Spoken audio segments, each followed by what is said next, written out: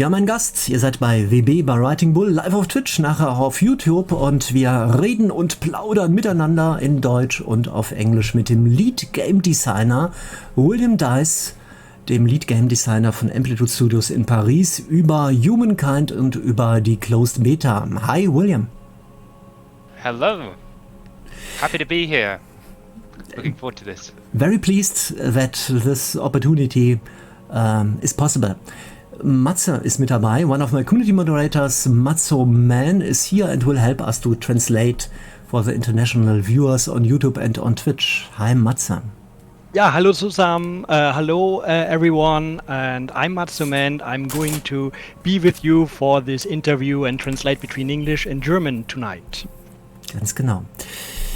Ich habe einen Stift dabei, ich habe ein Blatt Papier dabei oder umgekehrt. Ich werde eure Fragen auf Twitch mitnehmen, werde sie ihm geben und anfangen reden miteinander.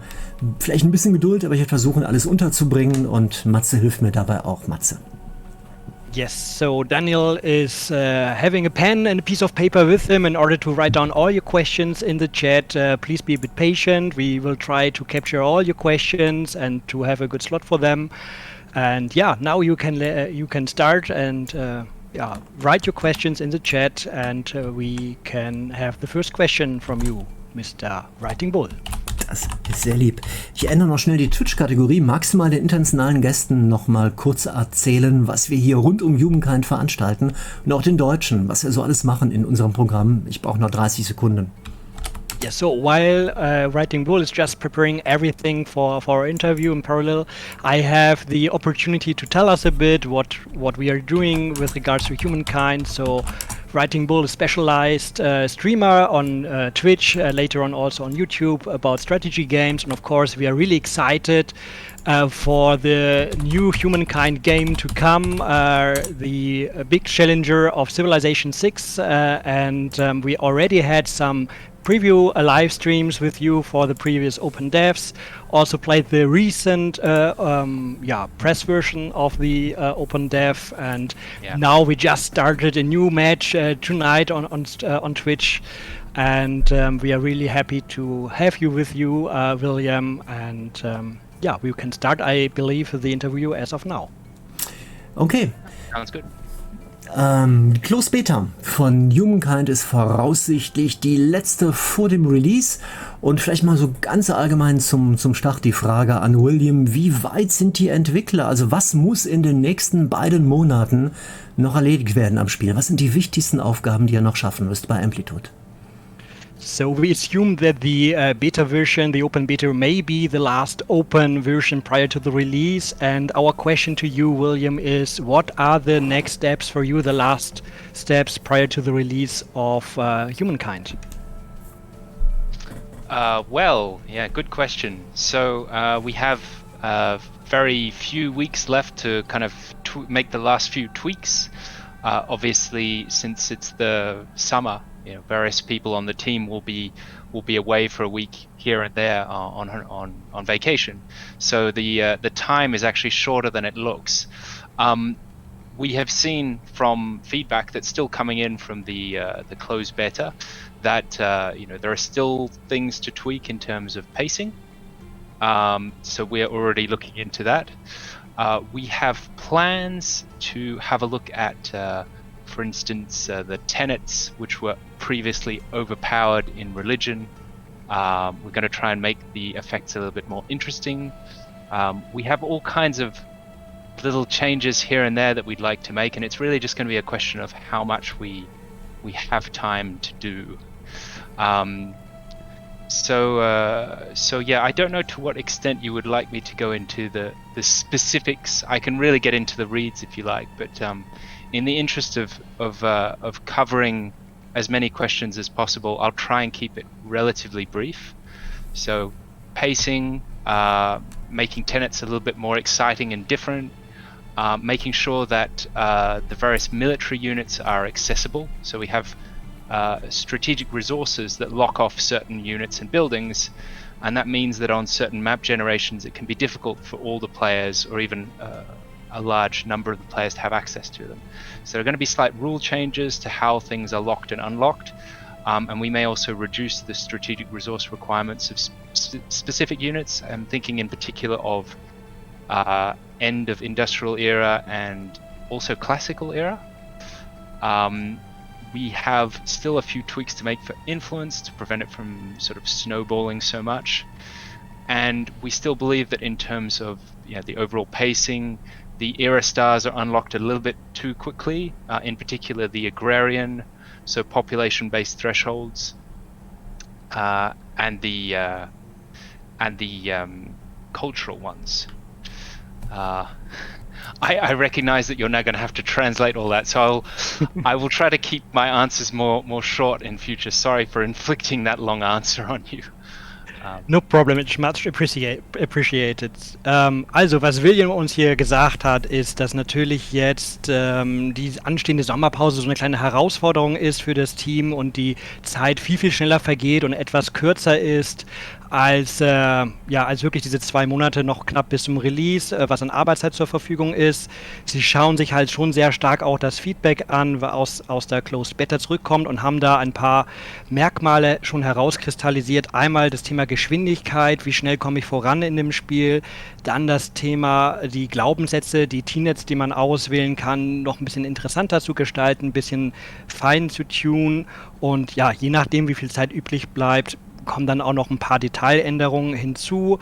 William hat erwähnt, dass sie bei den Militäreinheiten die strategischen Ressourcen, die Freischaltung dieser, da das Ganze noch ein bisschen anpassen möchten. Das Thema Einfluss wird sich noch angeschaut, weil es da immer so eine Art Snowballing-Effekt gibt, dass das Ganze nicht zu schnell vonstatten geht und auch bei den Sternen, die man sammeln kann in den verschiedenen Zeitaltern, das geht auch aktuell sehr schnell. Auch dort werden die Entwickler sich ausdenken, wie man das Ganze etwas langsamer gestalten kann. Was mich sehr interessieren würde, ich bin leidenschaftlicher Civilization-Spieler und auch unsere Community hat vielfach Civilization 6 Erfahrungen. Und meine Frage ist die auch hier als nächstes nach der Zielgruppe von Humankind. Sind das, also wenn ihr als Entwickler darauf schaut, habt ihr sicher auch die Civilization-Spieler so ein bisschen im Hintergrund. Und was ist, wenn ihr das so als Vergleich nimmt, wo sagt ihr, da wollen wir unbedingt etwas anders machen als Civilization? Auf der anderen Seite, was ist das, was man an Gefühl oder an Spielerlebnis mitnehmen will von Civilization, weil man sagt, weil er sagt, ach, das haben die so cool hinbekommen, das wollen wir eigentlich auch schaffen, ohne es groß zu verändern.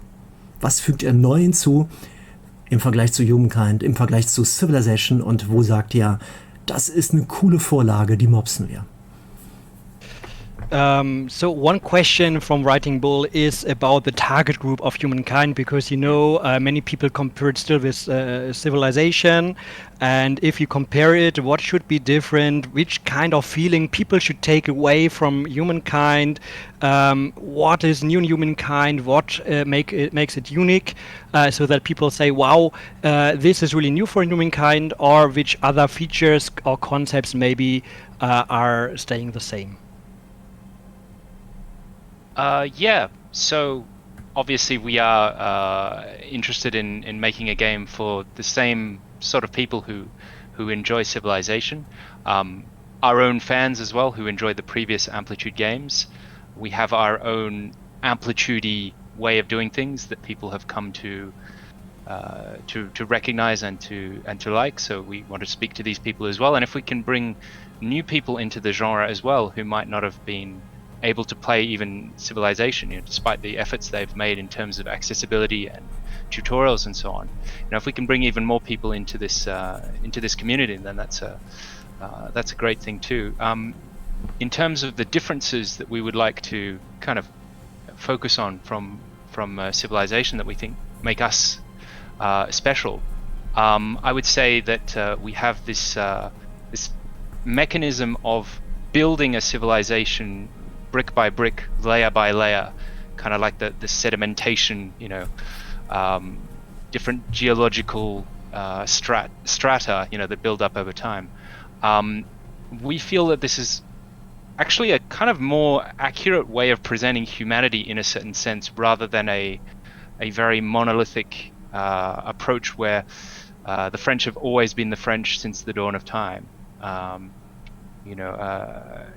If you look at a country like Germany, for instance, it's not a country that existed as one entity, for a very long time, and it has many influences that come from, different places. So we find that way of approaching history interesting, and also from a gameplay point of view, it's quite interesting to be able to build a build as you go along. And the other two things that I will treat quickly again, so as not to punish you too much as a translator. William, maybe we can split your answer, and Matze, vielleicht übersetzt du schon mal den ersten Teil und wir machen dann weiter. And we will continue after Matze has done the translation. Great idea. Sehr gerne. Also für die Zielgruppe sagt William, dass es schon auch interessant sein soll für diejenigen, die Civilization gerne spielen und natürlich auch diejenigen, die frühere Amplitude-Spiele gespielt haben, dass die natürlich auch weiterhin bei Humankind als Zielgruppe da gesehen werden. Außerdem auch neue Spieler, die vielleicht vorher noch gar nicht so Zugang zu diesen 4X-Spielen hatten, einfach aufgrund der Zugänglichkeit, Verständlichkeit dieser Spiele, weil die ja doch sehr komplex werden können. Bei den Mechanismen hat William da 3 große Aspekte im Vordergrund. Der erste ist tatsächlich das Thema, dass ja hier eine Zivilisation Stück für Stück, Brick on Brick, hat William gesagt, gebildet wird, dass man also anfängt, immer weiter die Kulturen aufeinander aufzubauen, zu gucken, je nachdem, was auch gerade im Umfeld passiert, da ganz situativ sich zu entwickeln. Und sie halten das tatsächlich für den akkurateren Abbildungsmechanismus für ein Spiel, als dass man halt über mehrere Jahrhunderte hinweg eine Zivilisation spielt. Als Beispiel hat hier William gesagt, guckt euch mal Deutschland an oder Frankreich, die existierten ja früher in der Antike noch gar nicht wie in der heutigen Form, sondern ist ja auch gewachsen, aus verschiedenen Kulturkreisen zusammengekommen, und das finden sie sehr spannend und möchten sie hier auch bei Humankind entsprechend darstellen. And now we can continue with the 2 other points you wanted to mention. Yeah. So I'll do them one by one. So point number 2 is very much more a gameplay point of view. We wanted to try and deal with the micromanagement that is often present in these sorts of games. You often end up with a huge number of objects to manage, be they armies or cities. So we were really looking throughout development to find ways to reduce the total number of objects that you would need to manage each turn. So, stacking armies together, only unstacking them when necessary for a battle, limiting the number of cities by having a single city manage multiple territories. There are various different things that we've done to try and make sure that at the end of the game, things don't grind to a halt. Der zweite Aspekt, den Sie hier besonders hervorstellen möchten, das dreht sich um das Thema Mikromanagement. Und zwar ist es so, dass viele 4X-Spiele zu viele Objekte im Laufe der Zeit haben, die man managen muss. Sei es zu viele Armeen, zu viele Städte. Das wird im Laufe des Spiels immer komplexer, immer mehr. Und diese Anzahl der Objekte haben sich angeguckt, möchten sie auf ein Minimum reduzieren, zum Beispiel durch das Stacking von Einheiten zu Armeen oder auch, dass eine Stadt mehrere Territorien managen kann, sind hier die Konzepte, die das etwas vom Gameplay her einfacher machen sollen. And point number 3 would be very much more storytelling. So it's always interesting when you finish a game or you go on the forums and you say, oh, I played this game, it was amazing. Games like Dwarf Fortress, for instance, you get an awful lot of this, these sort of very full-on immersive simulations. Star Sector, people will tell these amazing stories of what happened in their game. And we really wanted to put as much in as possible to facilitate, to really make sure that the player walks away with a really interesting story of what happened. So a lot of the work on the diplomacy, on the narrative events, on the civics, they're all trying to give you these little elements, to the memorable elements, memorable moments, and to create a feeling of cause and effect. Everything happens for a reason. When a war is declared, it happened for a reason, and that allows storytelling more easily from the player's point of view. Der dritte Aspekt, dreht sich um das Thema Storytelling, also Geschichten erzählen. Die Leute sollen toll sich in der Spielwelt hineinversetzen können. Das Thema Immersion ist ihnen sehr wichtig, dass jeder seine individuelle Story auch erlebt und auch nachvollziehen kann, dass die thematischen Ereignisse in der Diplomatie mit den Events nachvollziehbar sind, dass man sagen kann, hey, hier hat mir eine Zivilisation einen Krieg erklärt und ich weiß auch, warum das so ist und es macht auch irgendwie Sinn vom Gefühl her, dass das alles ein stimmiges Bild gibt und jeder seine individuelle Geschichte zu erzählen hat, wenn man einmal das Spiel durchgespielt hat und dann sich darauf freut, eine weitere Partie zu spielen. Das ist ein sehr spannendes Thema, das Thema Storytelling, weil wir ein Spiel haben auf Zufallskarten. Der Zufall spielt eine Riesenrolle dafür, was wir gemeinsam erleben. Und die Geschichte, die wir erleben und uns erzählen, das ist eine, die bei uns im Kopf auch stattfindet und die wir aus dem Baukasten nehmen und zusammenpuzzeln. Vielleicht fängst du damit mal an, Matze, und dann mache ich weiter. Yeah, Daniel, just reflecting on the word storytelling, that actually random maps and map generation is an important factor in order to have this happening, and that at the end we can have unique playground in order to start all these stories which are happening basically in our heads. And then with the next events, really the story starts to begin and to progress. Das ist, vielleicht würde ich da auch ganz gerne eine Frage oder eine Anregung aus dem Chat rausnehmen. Vidas Nedir hatte eben die Idee gehabt, da ob man nicht vielleicht den Ruhmsieg, das ist ja die Siegvariante, die ihr habt, dadurch noch ergänzen würde, dass man mehr noch auf Missionen setzt. Es gibt ja Missionen im Spiel, Zufallsevents gibt es im Spiel, die spielen allerdings nur eine sehr kleine Rolle, die geben situativ kleine Boni und ob man die nicht in diesem Kontext aufwertet und ob man da nicht sagt, wir schlagen 2 Fliegen mit einer Klappe und wir sagen, wir fügen auch Missionen ein, die zusätzlich noch Ruhmpunkte geben. Das heißt dann, wenn man aus diesem Pool von möglichen Events dann welche rauszieht, zufällig in der Partie, dann hat man auch eine Motivation, sich darauf einzulassen, die weiter zu erzählen, die gemeinsam weiter zu erleben, weil man auch materiell dadurch belohnt wird, dass man dann Ruhmpunkte bekommt für den Ruhmsieg. So we had one proposal or question from the chat about the Fame victory, and it's all about more missions or events which happen randomly. And if you see any opportunity to give them a bit more weight, so that you can gain fame for your victory out of these missions, in order to really be encouraged to further develop on these kind of moments, on these events and your own story, which is actually happening in the game, and that you can continue with it. I think my argument there would be we want the narrative events to correspond to something that actually happened in history, and we want them to have an impact on your game. So they both make you think about a historical context. They affect your game either positively or negatively. But we don't want the statically written narrative to supplant the player-driven narrative. And in a sense, the things that we place fame score gains on are those things that we're saying are the most important. So in order to be as player driven as possible, the idea for us is to make sure that fame is linked to your personal successes, no matter how you go about achieving those. Population, science, military victory, and so on. It's an interesting idea. It's not something we have planned. I will think on the proposition, but I think my answer would more be, we don't really want to stress our own narrative too much. We want it to be kind of your narrative as a player. So William's answer here is, sorry, I have to translate into German. I wanted to just translate from English to English. William hat uns erzählt, dass diese Events, diese Stories, die dort entstehen, die sollen sich natürlich schon an einem historischen Kontext orientieren und dem orientieren, was auch wirklich im Spiel passiert und nicht sehr stark vorgefertigte Stories mitbringen seitens der Entwickler. Ihnen ist es sehr, sehr wichtig, dass jeder so seine eigene Erfolgsstory als Spieler in dem Spiel schreibt.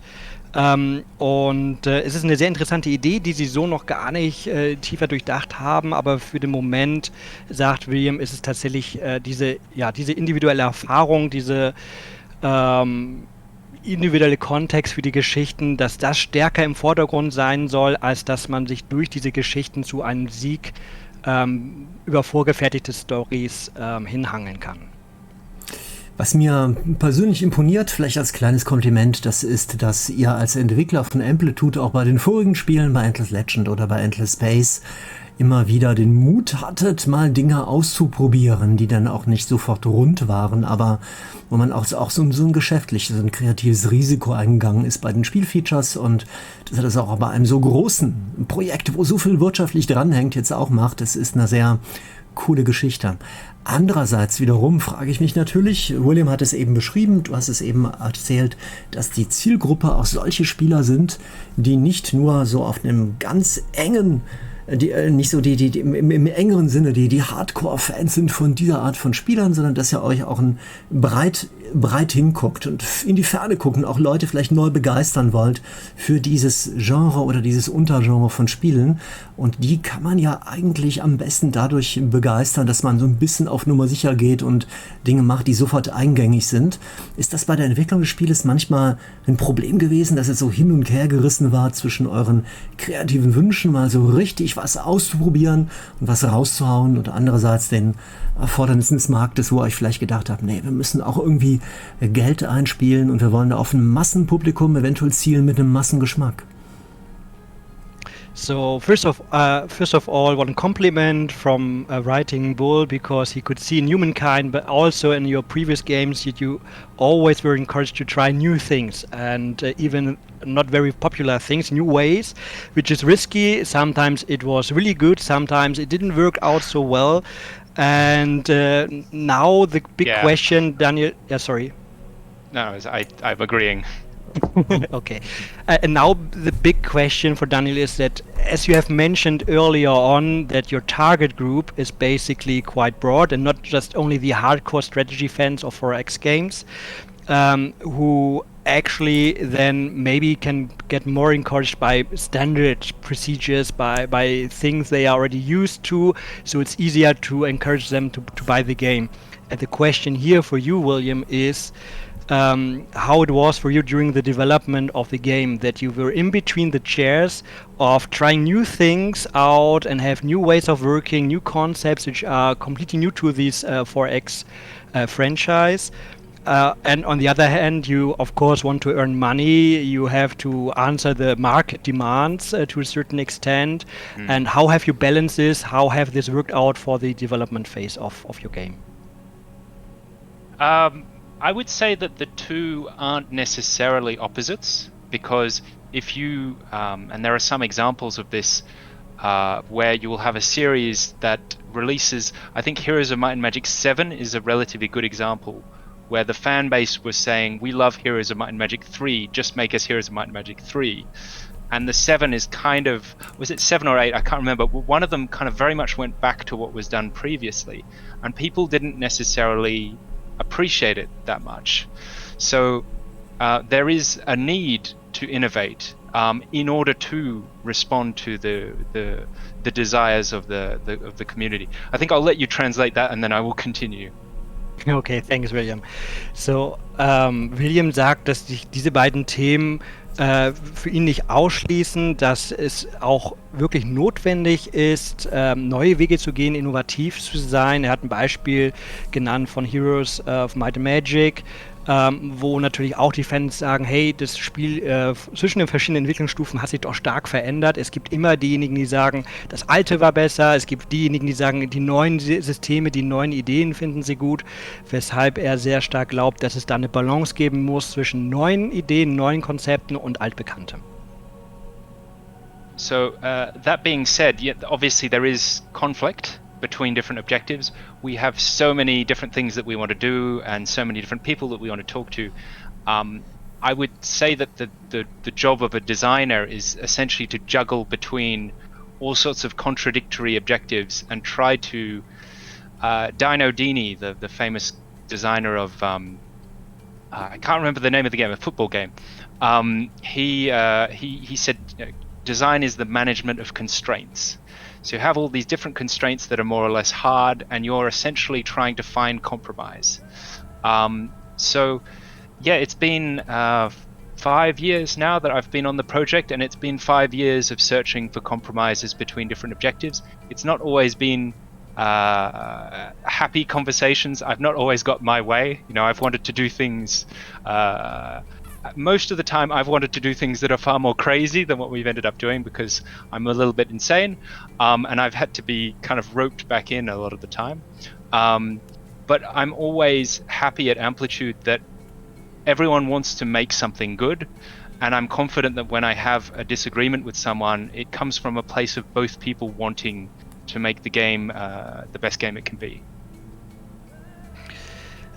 Letztendlich sagt William, dass es hier sich natürlich schon um einen Konflikt verschiedener Ziele handelt.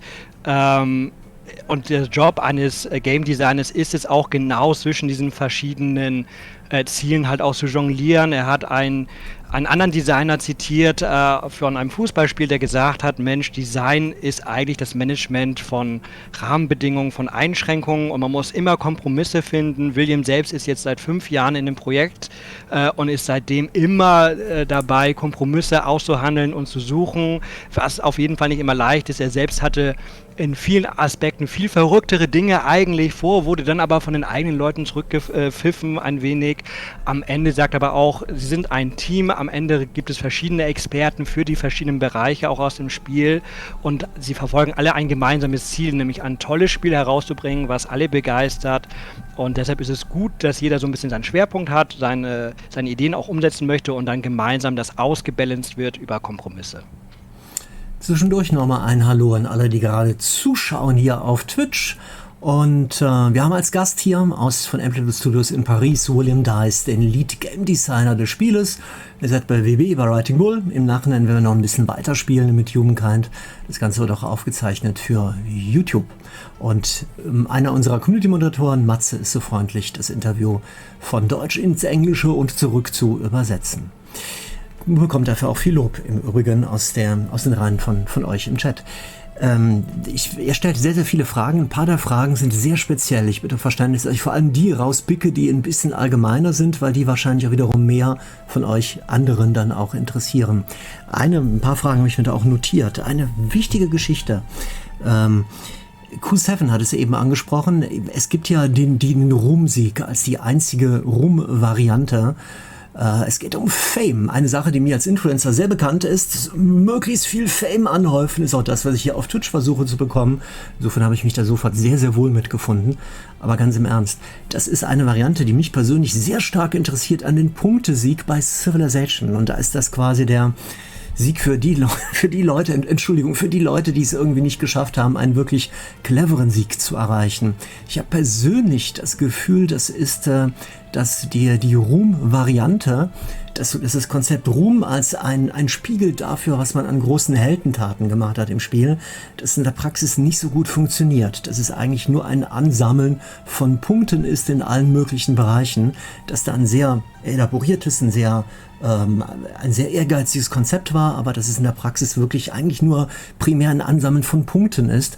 Das ist auch ein Feedback, das ich oft aus der Community bekommen habe bei den Streams, und deshalb kommt immer wieder der Wunsch rein, den ich gerne auch weiterreichen würde an William, ob nicht aus der Begründung heraus es nicht vielleicht doch gut wäre, zumindest optional oder nach Release noch weitere Spielziele anzubieten. So one subject which came again out of the chat is about the victory conditions, or actually the only one victory condition about fame. Fame, actually, Writing Bull mentioned he's very much aware of as influencer, so he really likes that there's some kind of fame concept behind. But in order to be a bit more serious, it actually reminds him to the point victory in Civilization 6, where you can, at the end, if you have collected the highest number of points, you have won.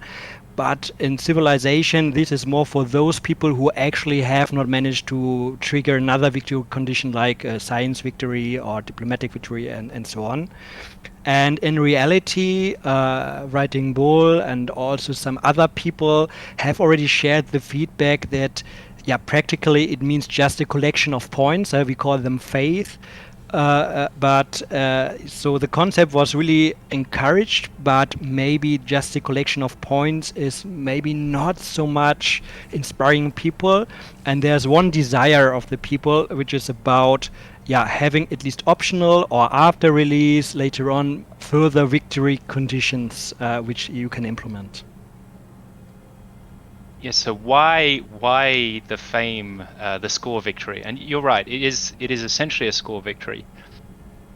You'll know that Endless Legend we had, I can't remember how many victory conditions, but I believe we had more than Civilization, who I think have a world record, a Guinness World Record for number of victory conditions in a game. So why did we change that?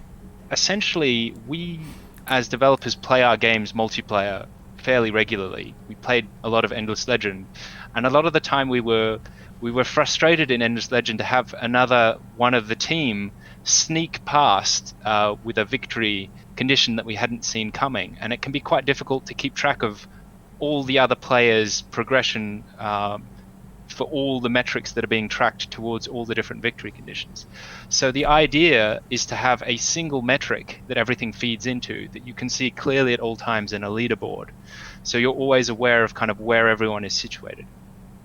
That being said, we do plan to have multiple end conditions. So they're not victory conditions per se, but they are events that trigger the end of the game.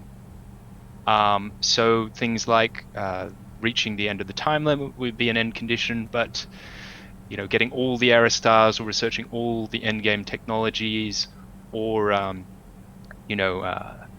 things we're only going to briefly touch on today because they haven't been talked about very much, but sending someone to Mars, for instance, or so different conditions can trigger the end of the game, but it will be fame that is calculated.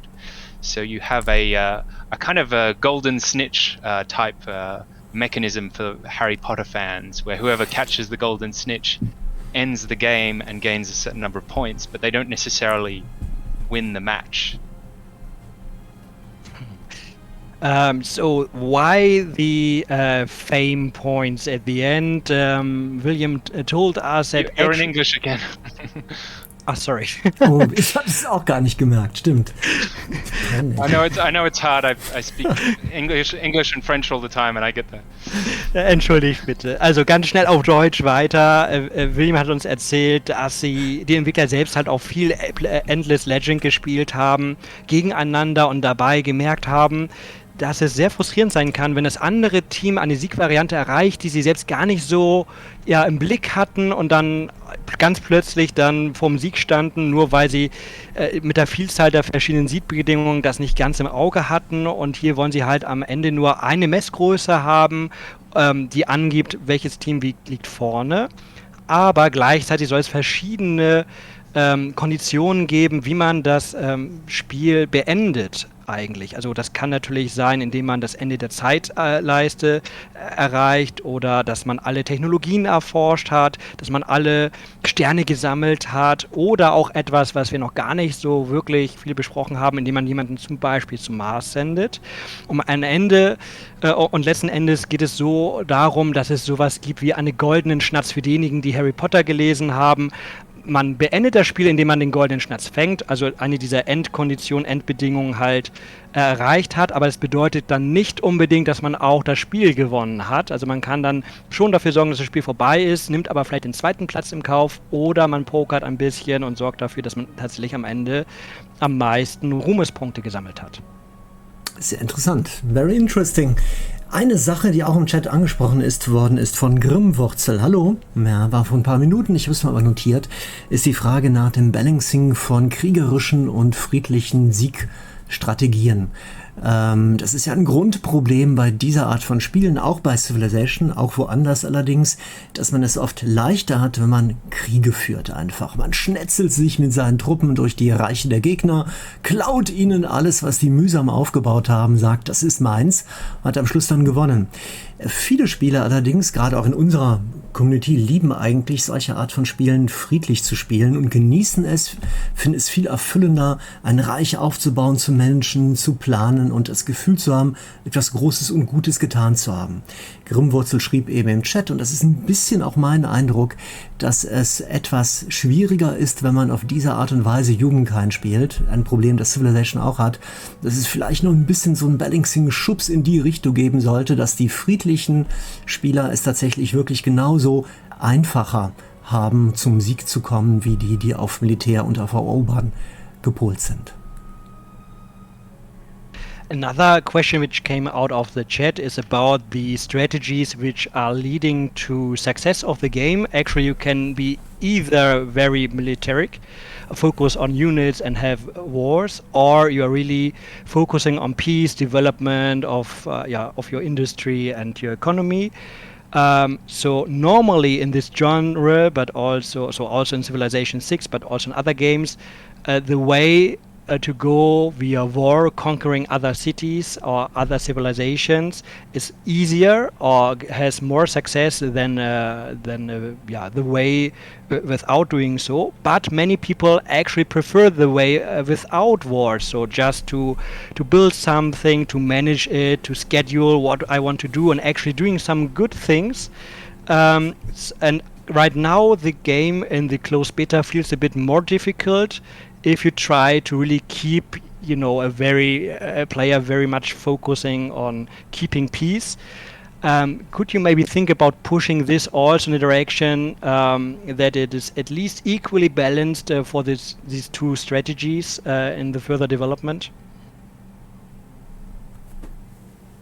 Yes, more of a comment, I suppose, or a suggestion than a question. Certainly, we want the military side and the more economic side to be equally viable ways of playing. So if we start hearing from the community, and obviously I would encourage everyone to send us whichever way you participate in these kind of debates, via Twitter, via Reddit, on the Games Together forums, you can come and write us a message. If you feel that the military is a lot stronger than the more peaceful way of doing things, and that's something we will work to try and balance out a little. I'm confident that we have the levers in place to tweak that, by making militia a bit stronger, by making the penalties for surprise war a bit stronger, by changing how the AI feels towards militaristic empires. We would also like, for release, if we have time, to add what we call a sandbox mode. The goal essentially of this mode is, regardless of the difficulty chosen, I believe Daniel earlier was talking about the bonuses that we put on various AI difficulties, but you might want as a player to compete purely from an economic standpoint with an AI that is very strong, that has a lot of advantages. You might not be interested in military engagement. The idea of the sandbox mode is essentially that the AI will not instigate wars against you. So you'll be left alone, and you'll be able to have that competition purely from an economic standpoint. So we'd like to have that feature in the game. We hope to get it in there. If it's not in for release, we will have it in quickly after release. This is a game we very much plan to support live for many years to come. So that, and also trying to make those two options balanced, definitely. Also William versichert uns tatsächlich, dass beide Wege kriegisch, aber auch wirtschaftlich ein gangbarer Weg sein sollen und gleichwertig sein sollen. Es gibt auch viele Wege, dieses Feedback mit den Entwicklern zu teilen, zum Beispiel über Reddit oder auch bei uns in der Community. Wenn ihr auf humankind.writingbull.de geht, dann habt ihr dort die Möglichkeit, eure Erfahrungen zu teilen, zum Beispiel jetzt auch aus der Closed Beta. Und die Ideen, die Entwickler noch haben, dass natürlich die Strafen für Überraschungskriege etwas verstärkt werden können, dass das Verhalten der KI gegenüber kriegerisch agierenden Spielern noch etwas forciert werden soll. Und was ich sehr spannend finde, die Entwickler arbeiten an einem Sandbox-Modus. Sie versuchen es noch zum Release hinzubekommen, wenn Zeit ist, der genau diesen Spielern entgegenkommen soll, die wirklich friedlich leben wollen. Man hat dann zwar auch eine KI, gegen die man spielt, diese KI würde dann aber nicht von sich selbst heraus einen Krieg gegen einen initiieren, sodass man tatsächlich wirklich auf die Ökonomie konzentrieren kann, auf das eigene Reich. Und wie gesagt, es hängt ein bisschen davon ab, wie viel Zeit den Entwicklern bleibt. Vielleicht, wenn es nicht ganz zum Release da ist, kommt es aber auf jeden Fall kurz nach Release. Lass uns gerne bei den Spielmodi noch bleiben oder bei den Arten, wie man das Spiel erleben kann, was man bei Partiestart einstellen kann. Eine der meistgestellten Fragen bei uns in den Streams oder auch auf YouTube, das ist die Frage nach dem Partiestart und welche Herausforderungen man sich stecken kann. Üblicherweise für diese Art von Spielen Zufallskarten, wo man halt verschiedene Parameter hat, dass man sagen kann, es soll eher groß, klein sein, Wasser, Land, was auch immer, das werdet ihr auch haben. Gibt es noch Besonderheiten, über die wir uns sehr freuen würden, optionale Spielmodi oder Szenarien beispielsweise, auch echte Karten, die handgebaut sind, die nicht nur zufällig sind, wo bestimmte historische Situationen oder bestimmte geografische Situationen nachspielbar sind beispielsweise. Wie sieht es mit dem Multiplayer-Modus aus? Auch vielfach gefragt, welche Dinge gibt es da? Vielleicht kann William da freundlicherweise uns mal einen Überblick geben, was es alles gibt, wenn ich mit dem fertigen Spiel starte und dann den Bildschirm habe, den Startbildschirm, was mir da alles an Modi angeboten wird.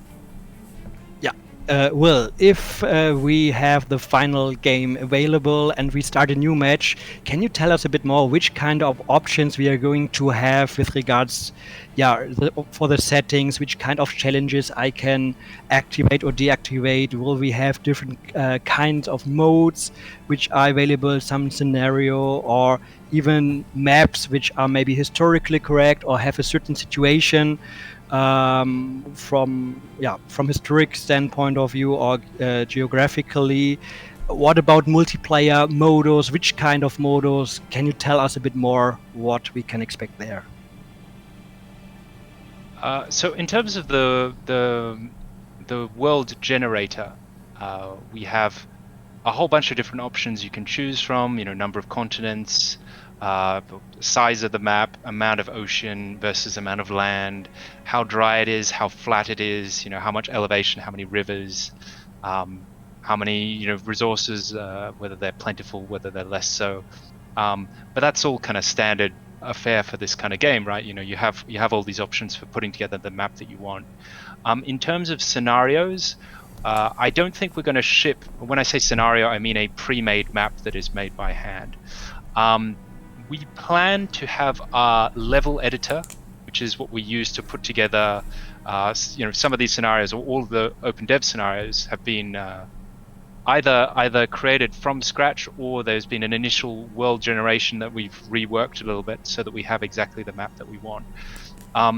We are currently working on making those tools a little bit more user-friendly so that modders can play around with them, and we'd hope to have the tools and maybe a map or two ready for release, but not entirely sure about the schedule on that one. But at least we hope that you'll be able to have at least the tools to be able to make those maps, set up those kind of situations. And in terms of kind of challenges that you can turn on and off, I mentioned the different kind of end game conditions. So you'll have control over which you turn on and off. So if there are some that you're not that interested in, you'll be able to deactivate those. I believe the shared victory. So we had this system in Endless Legend where if two allies won simultaneously, if you won, that your allies would win as well. So we have a little system like that we'd like to put in. I don't want to. I feel like I really need to go on to the design document just so that I can be absolutely certain that I'm not saying anything silly. So I might stop there, but already those options I'm confident that we will have for release, and I might try and send to Riding Bull the list of options that we have planned so that he can share that with you later. Thank you. And then you can Great get idea. A full. Unglaublich viele Möglichkeiten, Matze. Unglaublich viele Dinge, die man machen kann, von denen William gerade berichtet hat. Ja, in der Tat. Also die üblichen Spieleinstellungen, wie wir sie auch schon kennen, mit Kartengröße, Ressourcen, wie viele Kontinente, wie feucht, wie viel Wasser, wie viel Ozean, Flüsse und so weiter. Das wird es alles geben, wie man es auch von anderen 4X-Spielen schon kennt. Auch zum Thema Maps planen die Entwickler tatsächlich dass sie uns einen Editor zur Verfügung stellen, mit dem wir dann auch selbst die Karten generieren können. Die Karten, die wir jetzt hier auch hatten für die Open Devs, waren auch handgemachte Karten, entweder direkt wirklich per Hand oder schon mit dem Editor, der noch nicht ganz so benutzerfreundlich ist. Daran wollen sie noch arbeiten. Sie sind sich nicht ganz so sicher, was den Zeitplan angeht, aber das soll auf jeden Fall auch kommen.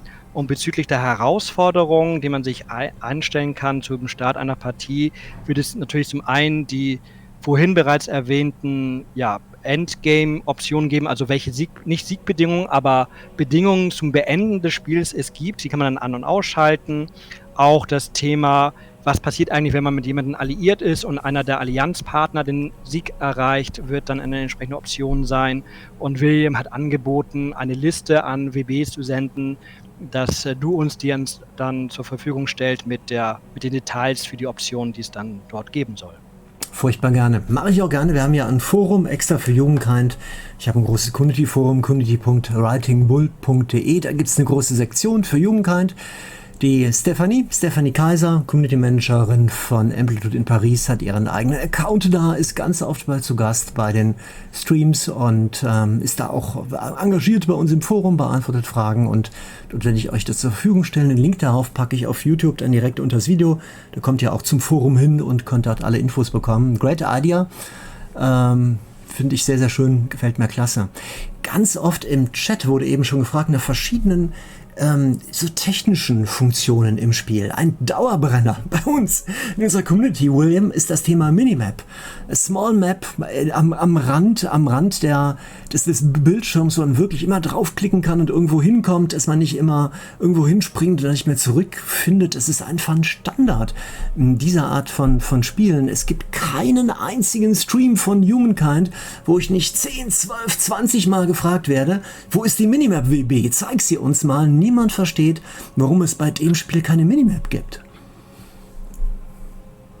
So now from the chat we get some more technical questions, and one of the really recurrent question and remarks we receive is about a minimap, which obviously is not available in the game, maybe not yet, William, but actually it's really helpful in order to orientate yourself where you are and to quickly jump from one place to the other. And actually in every stream we have with Humankind, we get at least 10 to 12 questions about the minimap, that this is being perceived as something missing.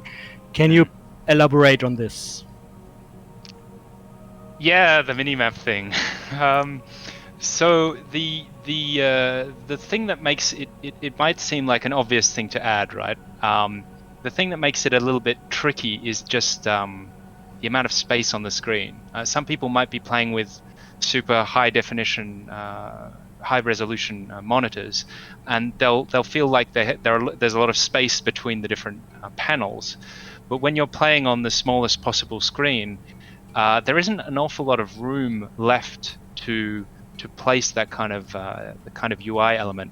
And then whenever we go and talk to our long-suffering lead UX designer, Ségolène, she's always kind of having to somehow fit new things into this eternally more complex Rubik's Cube that is the interface. So essentially the difficulty with the minimap is figuring out where to position it, and also, I mean, pragmatically, there's that side of it. The reason we didn't put it in the first place is that we kind of feel that we'd like a main game view that's fairly focused on the 3D world, because it's a very beautiful world and have as few elements as possible. So we really opted for that kind of more zoom-focused way of handling the game controls and the camera, which I recognize, and you're right, a number of people are not fans of, and I do hear that. I have to tell you that it's not something that we plan to have for release. In any case, we don't have a solution to fit that in for release. I wouldn't write it off entirely as a post-release thing, but we don't have any solution for that at the moment, I'm afraid. So yeah, sorry about the minimap, and we do hear you. We do hear you. Ja, das Minimap-Thema ist offensichtlich etwas, was die Entwickler untereinander schon mehrfach diskutiert haben und erscheint uns ja auch erstmal als etwas ganz Offensichtliches. Schwierig wird es dann in der Realität, wenn man sich anguckt, dass wir verschiedene Spieler haben mit Auflösung. Spieler, die einen sehr großen Bildschirm haben und eine große Auflösung haben, da ist dann mehr Platz auf dem Bildschirm. Wenn man aber sich dann die Systemanforderungen anguckt für das kleinstmögliche Equipment, das man braucht, dann wird es schon sehr, sehr eng und sind da im engen Austausch auch mit der Interface-Designerin, wo sie ja regelmäßig ankommen, einfach als Entwickler, oh, wir möchten hier noch was unterbringen, da was unterbringen. Das ist ja die übliche Diskussion, wie und wo kriegt man das Ganze hin. Am Ende haben sich gemeinsam das Spiel angeschaut, haben gesagt, Mensch, das Spiel lebt sehr stark von dieser 3D-Welt, von dieser Grafik dort. Und das soll wirklich im Fokus sein. Und auch wenn sie sich im Klaren darüber sind, dass nicht jeder ein Fan davon ist, keine Minimap zu haben, sehen sie momentan den Bedarf da nicht als kritisch. Und sie planen es auch nicht, eine Minimap für Release dazu haben. Es ist jetzt nicht komplett ausgeschlossen, dass eine Minimap zumindest optional nachgereicht werden kann. Aber ja, er entschuldigt sich, sagt, sorry, liebe Leute, wir haben euch gehört, wir verstehen, dass ihr das haben möchtet, aber momentan wird es das leider nicht geben.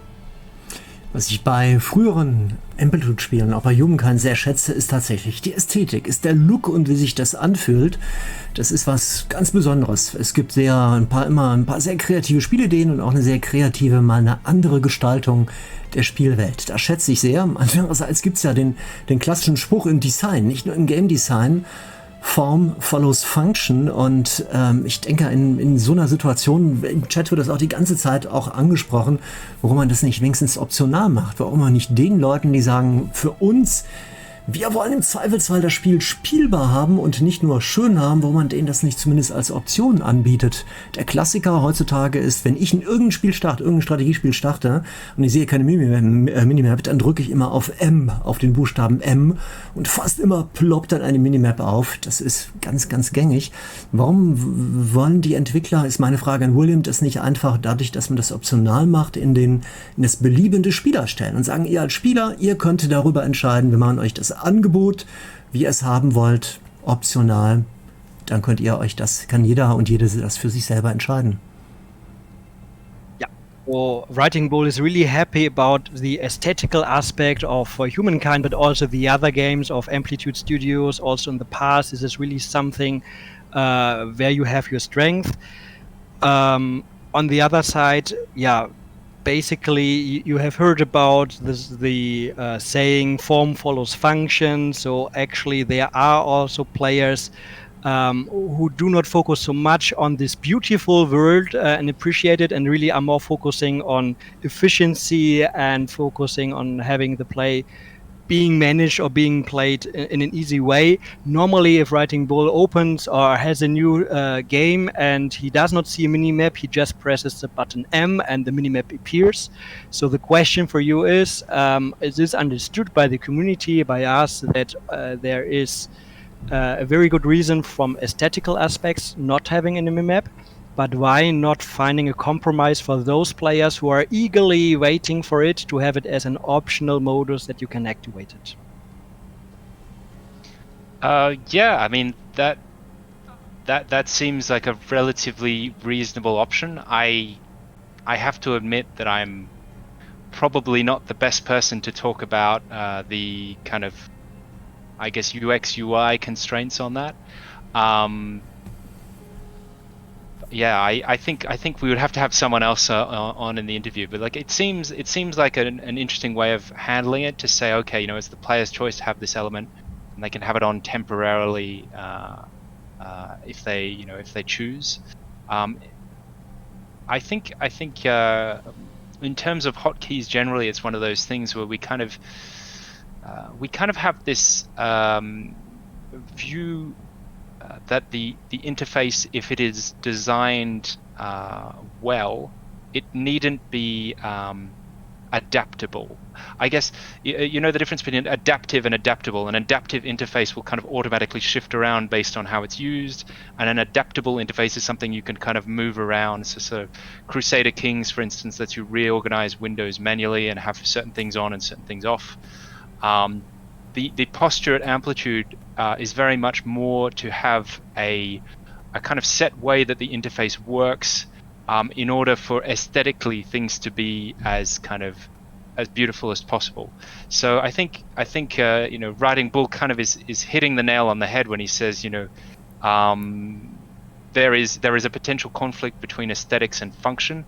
I think there are times where Amplitude has made choices and has made these choices in terms of general, you know, creative artistic direction, which go more in on the side of aesthetics, the beauty of the interface, rather than the function.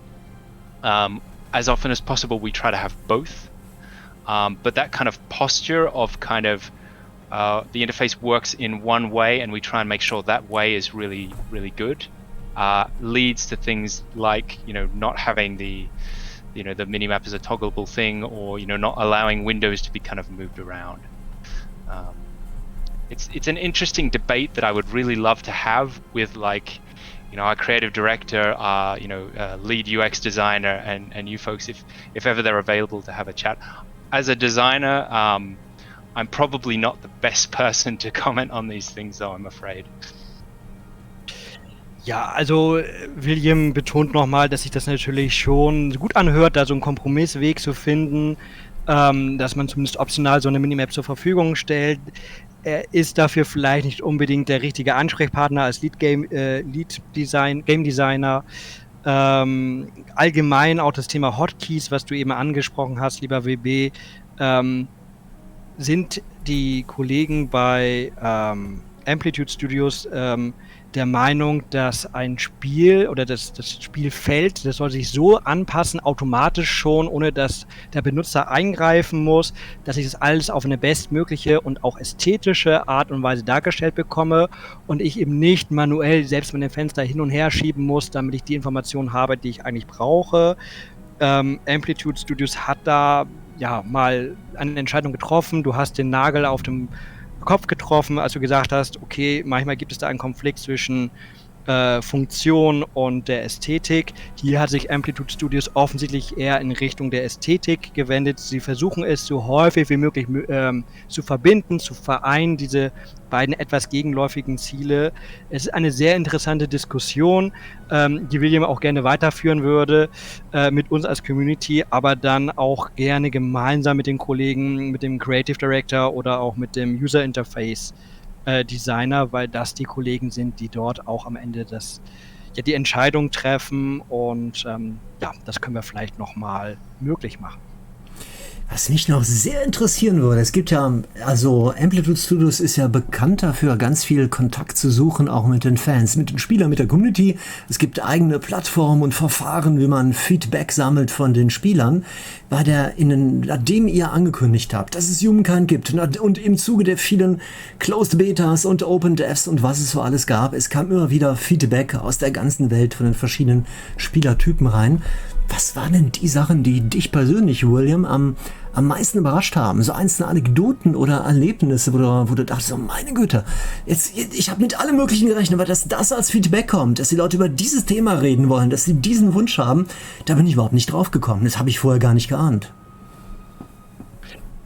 Question for you, William, is about that, of course, you and Amplitude Studios are very much interested in the feedback of the community, of the fans of the games, and you have many ways established in order to provide such feedback.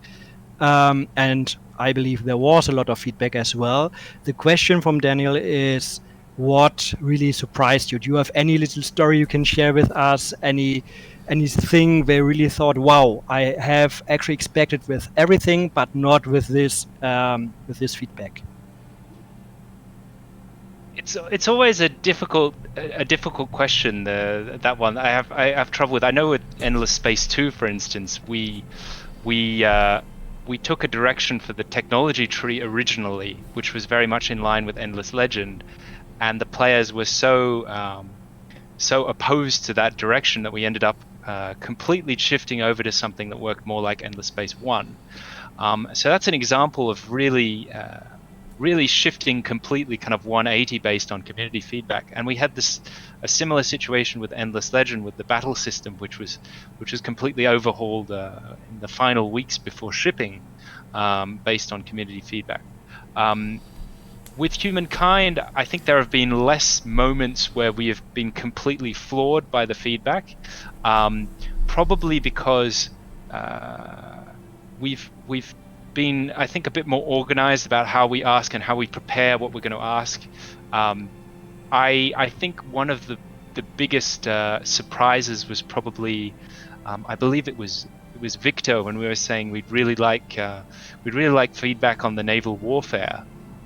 And we kind of realized that, oh wait, the AI is really not making as many ships as we thought they were, and there's not a lot going on in the ocean, So that was something that really was a wake-up call to us, because we were saying to people, hey, go on the ocean, sail around on boats. But if the AI is not participating in that, then it's not very interesting.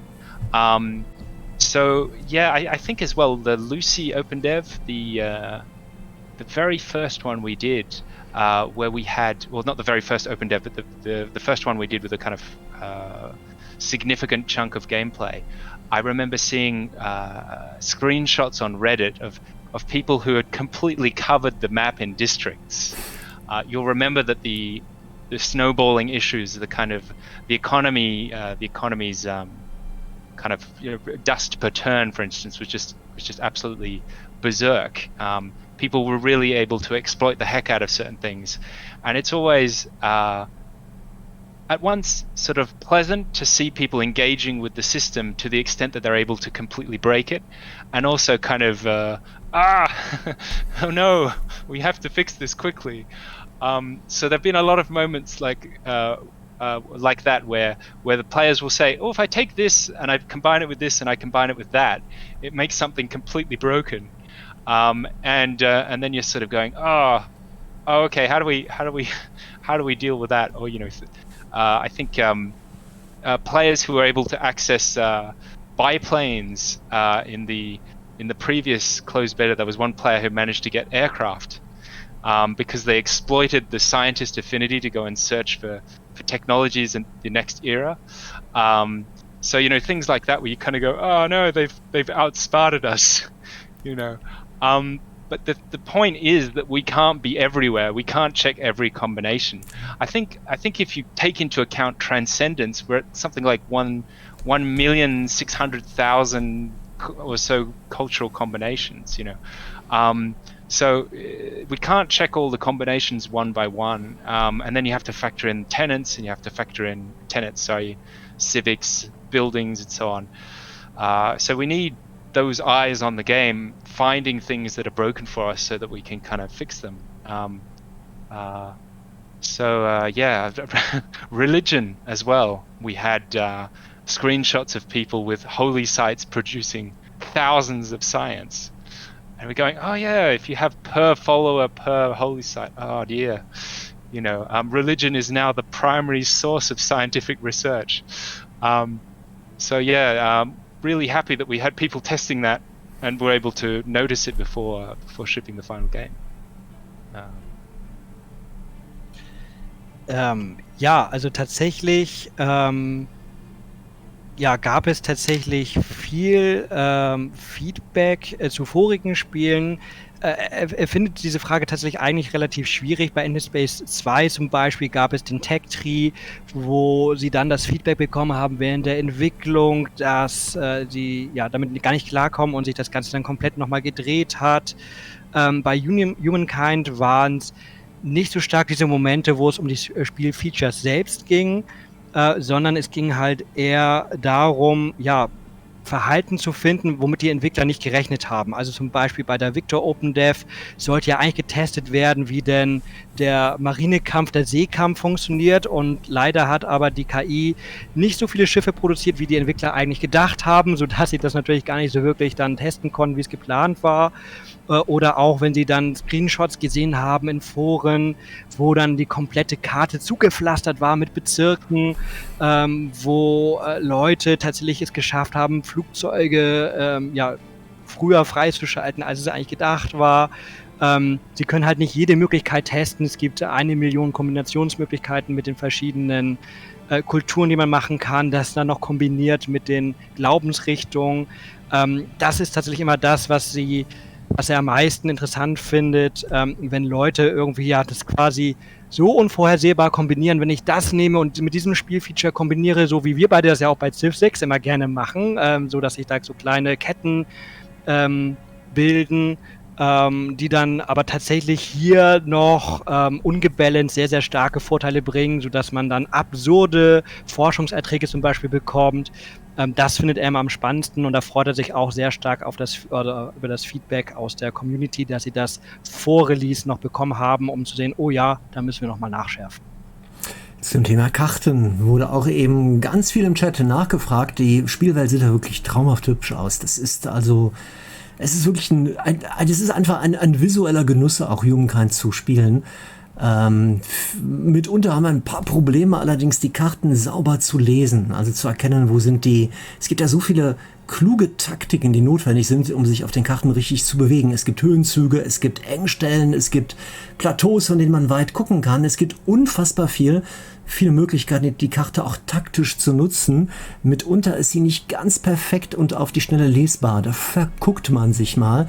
Es gibt mittlerweile die Möglichkeit im Spiel mit Q und mit E die Karte so ein kleines bisschen zu drehen. Ein Wunsch, der immer wieder im Chat aufkommt, den hätte ich persönlich auch. Ich hätte so gerne eine Karte, die frei drehbar ist. Das müsste doch eigentlich ein Anliegen sein, über das die Entwickler sich freuen, weil sie sich dann denken, ja, die Spieler wollen unbedingt unsere Karte, auf die wir so stolz sind, von allen Seiten betrachten und bestaunen können. Da müssen wir da eigentlich offene Türen bei euch einrennen, oder? So coming back to the maps and the world you're creating in Humankind, it's just to confirm that it's really beautiful and people just love the visual aspect of the game. This is really, really nice. It's like a dream. The downside of this may be how far we can really read the map. And do we really have all the necessary information or easily identify it that we have different height, we have a plateau, we have bottlenecks, and you recently implemented already the option that you can slightly turn the map with the keys Q and E. But actually one of the big wishes is that it's completely turnable up to the player's wish, and actually this should be perceived as a big compliment for you also as developers, because people really would like to go deeper in this world and to enjoy it because it's so beautiful. What do you think about this, and can we make this possible?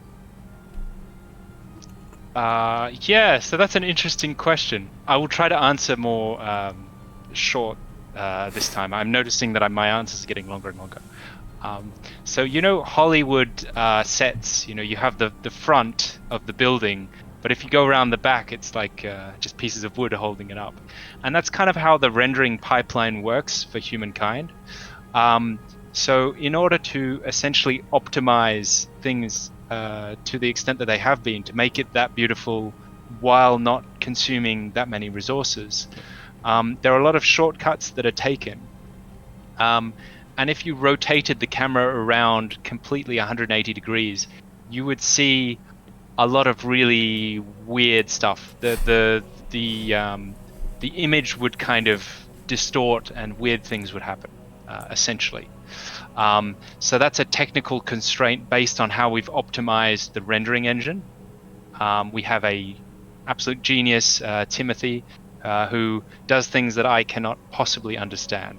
I'll let you translate that, and then I will answer it a bit more. So sorry, I was about to answer again or continue in English.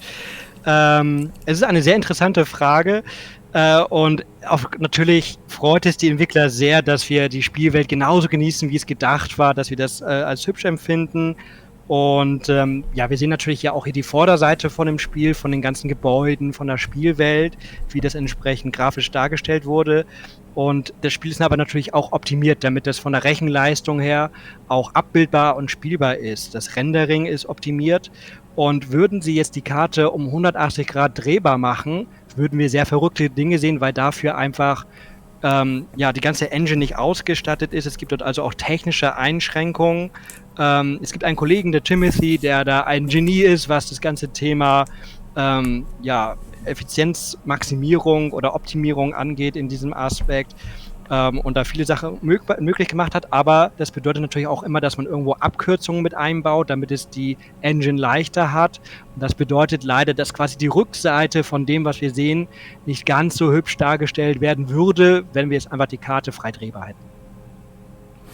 And as for the readability of the terrain, especially in battle, there are situations where your line of sight is blocked by a forest, but it's not very clear what tiles are forests and which ones are not, for example. We have some last few tweaks that we're going to try and do to how the forests are rendered in the simplified view. And also we're going to see what we can do about the elevations to make them a little bit more clear, in order to help you, at least in the battle mode, to kind of better read the layout. Der Aspekt der Lesbarkeit der Karte kommt ja ganz besonders beim Kampf zum Tragen. Und das ist besonders wichtig, dass ich genau sehen kann, welche Höhenunterschiede es gibt oder welche Geländemerkmale ich habe, wo ist Wald, wo ist kein Wald. Da soll es neue Tweaks geben, es soll ein bisschen vereinfachter werden, zumindest in diesem Kampfmodus, dass man das dort klarer auseinanderhalten kann und auch diese Höhenunterschiede klarer herausgestellt werden, damit ich wirklich weiß, was passieren wird im Kampf, wenn sich die Einheiten dort bewegen. Ja, sehr interessant. Very interesting and thank you very much, William. Wir kommen zum Ende. Über eine Stunde wollten wir reden. Ich habe jetzt schon ein bisschen überzogen, wollen ein bisschen Humankind noch spielen. Let's play Humankind Now. Drops gibt es auch und wollen noch ein bisschen weiter zocken noch. Wenn euch das Spiel interessiert, jede Menge Videos auf YouTube und Twitch-Streams hier mit Humankind vor Release. Haufenweise habt ihr mitbekommen. Zum Release, sicher auch nach dem Release, wird es weiter noch geben. Falls ihr euch das Spiel selber holen wollt, die übliche Empfehlung von mir. Es gibt das Spiel beispielsweise auf Games Planet mit meinem Community-Gutschein-Code nicht Grauer Markt, sondern die kaufen direkt beim Publisher Sega ein. Mit unserem Community-Gutschein-Code Bullkind gibt es dort Spiel dort ein bisschen billiger über den Shop-Link, den ihr auf YouTube hier direkt hier drunter findet, und auf Twitch wird er auch gerne nochmal von den Chat-Moderatoren gepostet. Das ist also super interessant. Ein ganz dickes Dankeschön an Matsumanix, der die ganze Zeit, unser Kundenmoderator, total gelobt wird im Chat dafür. Und ganz liebe Grüße nochmal an William. Thank you very, very much auch für die vielen, vielen Infos, die wir bekommen haben. Ganz viele neue Infos. Ich habe wirklich eine ganze Menge schon mitbekommen vorher über Humankind, aber vorher einige Sachen gerade heute hier aufgeschnappt, die waren für mich neu und waren sehr, sehr cool. Ganz lieben Dank an William. Yeah, many thanks to you, William. It was a pleasure to have you with us. We captured a lot of new things, new information you have shared with us, even though Writing Bull obviously has already played and streamed a lot, but he was still able to capture new things. It was really a pleasure to have you with us. Many thanks for your time. Much appreciated. Thank you for having me. It's been really interesting, really great questions from the community. So yeah, I've had to come up with information because the questions have been so good. So really, thank you for having me. It's been great fun. It's been interesting and yeah. Ja, vielen Dank auch an uns, dass wir William begrüßt haben und so freundlich aufgenommen haben. Er bedankt sich für die guten Fragen. Er musste auch mit neuen Informationen rausrücken, halt weil die Fragen so gut und clever gestellt waren. Vielen Dank an uns alle und wir sollen uns alle sehr gegrüßt fühlen. Das werden wir machen und wir werden garantiert öfters noch hier zusammenkommen, auf YouTube oder auf Twitch, um gemeinsam Humankind zu erleben.